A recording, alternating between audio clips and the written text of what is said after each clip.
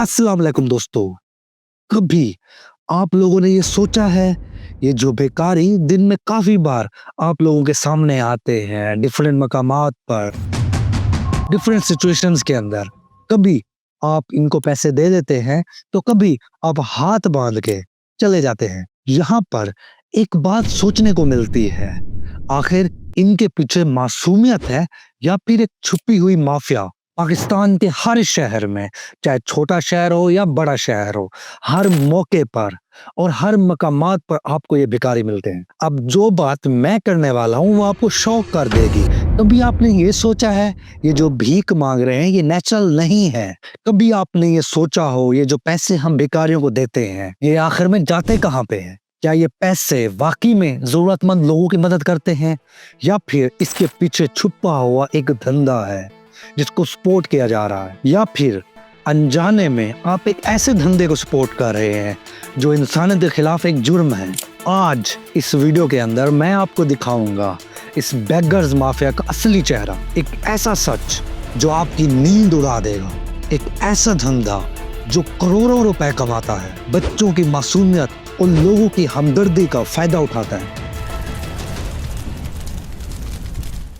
अगर भिखारियों पे देखें तो भिखारी हमारी सोसाइटी का हमेशा हिस्सा रहे हैं, लेकिन जब हम पाकिस्तान के पास्ट में झांकते हैं तो पता चलता है कि ये भीख मंगवाने का धंधा एक ऑर्गेनाइज्ड क्राइम में कब और कैसे बदला। 1950s में अक्सर लोग जो भीख मांगते थे वो वाकई में जरूरतमंद होते थे, वो लोग जिनके पास कोई और चारा नहीं था।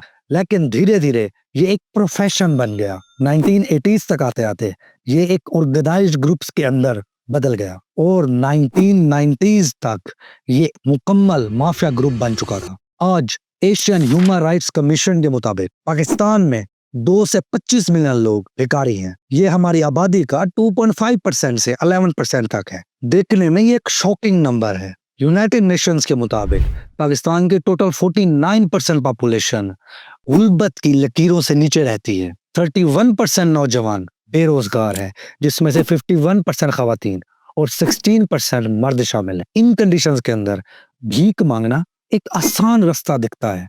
हमारी मजहबी और सकाफती अक़दार भी अनजाने में इस धंधे को सपोर्ट करती है। पाकिस्तान दुनिया में सबसे ज्यादा खैरात देने वाले मुल्कों में से एक है।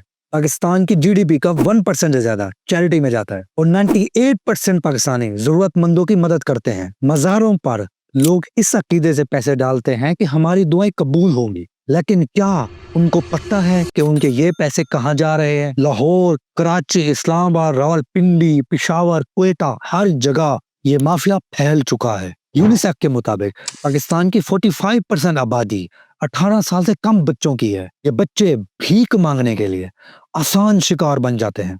यूनाइटेड नेशंस के office for the coordination of humanitarian affairs के मुताबिक पाकिस्तान में तकरीबन 70,000 स्ट्रीट चिल्ड्रन हैं। लाहौर में 7,000, रावलपिंडी के अंदर 3,000, क्वेटा के अंदर 2,500 और पेशावर के अंदर 5,000 स्ट्रीट चिल्ड्रन हैं।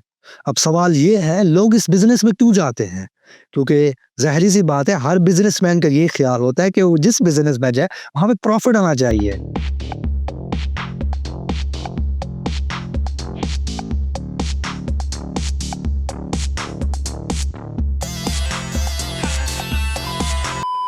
और वाकई में ये एक प्रॉफिटेबल बिजनेस है। एक भिखारी रोज 1500 से 2000 तक कमा सकता है। देखा जाए तो ये एक दिहाड़ीदार मजदूर से भी ज्यादा है, लेकिन ये पैसे उनके पास नहीं रहते। अब सवाल ये है, अगर ये पैसे भिखारियों के पास भी नहीं रहते तो आखिर कहाँ जाते हैं और कौन है वो लोग जो इस धंधे को चला रहे हैं? पाकिस्तान का बेगर्स माफिया एक ऑर्गेनाइज्ड नेटवर्क है। इसके स्ट्रक्चर को समझना जरूरी है ताकि हम जान सकें कि ये आखिर काम कैसे करता है। ये एक पिरामिड की तरह काम करता है। पिरामिड के टॉप के ऊपर होता है ठेकेदार, ये पूरी गैंग का लीडर होता है जो पूरी ऑर्गेनाइजेशन को कंट्रोल करता है। इनके नीचे मिडलमैन या फिर उनको एजेंट्स भी कहा जाता है, जिनका काम बेसिकली भिखारियों को मैनेज करना और डेली के कलेक्शन को मैनेज करना है। हर सुबह ये मिडलमैन, जिनको एजेंट्स भी कहा जाता है, ये भिखारियों को उनकी स्पॉट्स के ऊपर छोड़ देते हैं। ट्रैफिक सिग्नल्स, शॉपिंग एरियाज, मस्जिद, मजार और हॉस्पिटल्स के बाहर जाता है। फॉर एग्जांपल, आज आपने 1000 से 2000 के दरमियान कमाना है पूरे दिन की कलेक्शन का एक हिस्सा अप्रोक्सीमेटली 30 to 35% ठेकेदार को जाता है।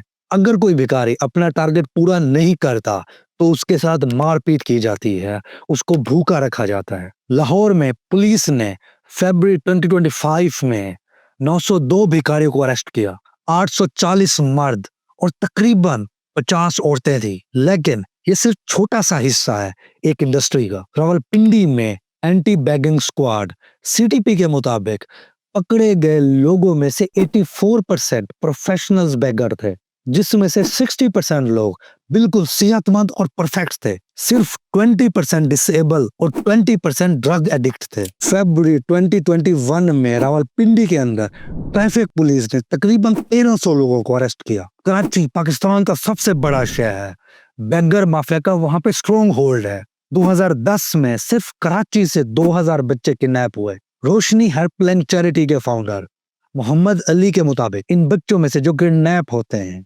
बहुत सारे बच्चे बेगर्स माफिया के हाथ लग जाते हैं। अब हम बात करते हैं इस बेगर्स माफिया की डार्क रियलिटी के ऊपर।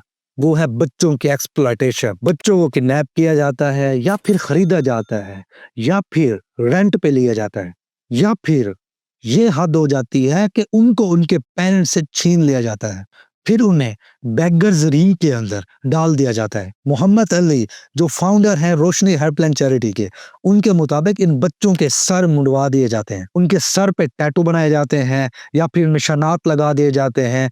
उनको ऐसा बनाया जाता है कि उनके पेरेंट्स भी उनको ना पहचान सकें। लेकिन सबसे डिस्टर्बिंग बात यह है, दुख वहां पे होता है जब कोई बच्चा डिसेबल नहीं होता, फिर उसको जबरदस्ती डिसेबल कर दिया जाता है ताकि लोग जो उनको देखें ज्यादा हमदर्दी करें और ज्यादा पैसे मिले। रोशनी हेल्पलाइन के मुताबिक हमें ऐसे केसेस मिले हैं जहां पे जबरदस्ती बच्चों के हाथ काट दिए जाते हैं, उनके बाल तक उखाड़ दिए गए हैं, उनकी आंखें निकाल दी गई हैं सिर्फ इस वजह से कि वो ज्यादा हमदर्द दिखे और ज्यादा पैसे कमा सके। गुजरात में सईं ढोले शाह का मजार है जहां पे लोग चूहे, जिसे हम माइस भी बोलते हैं, उनके नाम से जाने वाले लोग मिलते हैं। ये वो लोग होते हैं जिनके सर का साइज छोटा होता है। बेसिकली ये एक डिसऑर्डर की वजह से होता है जिसे हम माइक्रोसेफेली भी कहते हैं। लेकिन रिसर्च के मुताबिक ये पता चल रहा है कि बेगर्स माफिया बच्चों के सर पर आयरन बैंड लगाते हैं ताकि उनके सर छोटे हो जाए, उनके सर की ग्रोथ ना हो सके और उनकी अपीयरेंस उन लोगों की तरह दिखे। जब आप कभी मज़ारों पे जाते हैं तो आप बहुत सारी औरतें देखते हैं जिनके गोद के अंदर बच्चे होते हैं। उन्हें ड्रग्स दिए जाते हैं ताकि वो भूख से या फिर तकलीफ से रोए ना। इस्लामाबाद के सेक्टर F11 को इन भिखारियों ने सबसे ज्यादा मुतासर किया है। जियो न्यूज के मुताबिक भिखारियों के एडिशन होते हैं और प्रोफेशनल्स भिखारियों को दूसरे शहरों से लाया जाता है। ये लोग वैन्स में लाए जाते हैं और अलग अलग स्पॉट के ऊपर उतार दिए जाते हैं और शाम को वैसे ही उन स्पॉट से उन्हें पिक किया जाता है, वैसे ही एक प्रोफेशनल बिजनेस की तरह। ट्रैफिक सिग्नल्स पे भिखारी तकरीबन 20 से 25 सेकंड्स एक गाड़ी पे लेते हैं। उन्हें टाइम मैनेजमेंट का असूल पता होता है। वो जानते हैं कि सिग्नल्स कितनी देर में बदलेगा और उस हिसाब से अपनी स्ट्रेटजी बनाते हैं। रिलीजियस फेस्टिवल जैसे कि ईद, रमजान या फिर दूसरे मजहबी त्योहारों के ऊपर ये माफिया एक्स्ट्रा एक्टिव हो जाता है क्योंकि इन दिनों में लोग ज्यादा खैरात देते हैं। तो बेगर माफिया भी अपने ऑपरेशंस को बढ़ाता है। फेक डिसेबिलिटीज एक कॉमन टैक्टिक है। आप देख सकते हैं कि कुछ लोग जो व्हील चेयर्स पर होते हैं, जैसे ही शाम या रात होती है वो लोग सही दुरुस्त से चलना शुरू कर देते हैं। कुछ लोग जो अंधे होने का नाटक करते हैं असली में देख सकते होते हैं। ये सिर्फ पैसा कमाने का जरिया नहीं है बल्कि मॉडर्न डे स्लेवरी है। ये इनोसेंट लोगों, खासकर बच्चों की जिंदगियों से खिलवाड़ करते हैं। अब यहाँ पे आपके माइंड में एक क्वेश्चन लाजमी आया होगा, वो ये कि आखिर पाकिस्तान में लॉ इन्फोर्समेंट एजेंसीज का रोल क्या? अगर पाकिस्तान के अंदर लॉ इन्फोर्समेंट एजेंसीज को देखा जाए तो इनमें बहुत सारी हैं। तकरीबन एक छोटी सी स्काउट या फिर पुलिस से लेकर आर्मी तक इन लोगों का मकसद ये होता है कि लोगों की हिफाजत करे या फिर जुर्म को कंट्रोल करे। लेकिन बेगर्स माफिया के मामले में पुलिस पर एक सवालिया निशान है। हमारी रिसर्च के मुताबिक जितने भी बेगर्स होते हैं वो अपनी इन एक्टिविटीज की वजह से पुलिस से बच जाते हैं क्योंकि वो लॉ इन्फोर्समेंट एजेंसीज को रिश्वत देते हैं।